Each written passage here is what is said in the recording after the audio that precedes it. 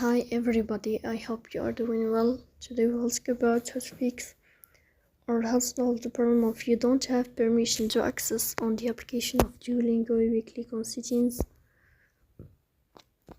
Here we click on apps, default apps, app settings. After that you will search about Duolingo app. Here we click on first stop and we click OK.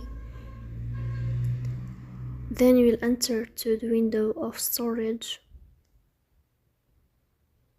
Here you will click on clear cache.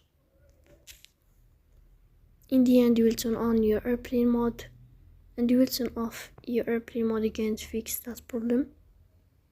So that's all. Don't forget to support us by like and subscribe. See you next time and thank you for your watching and your attention.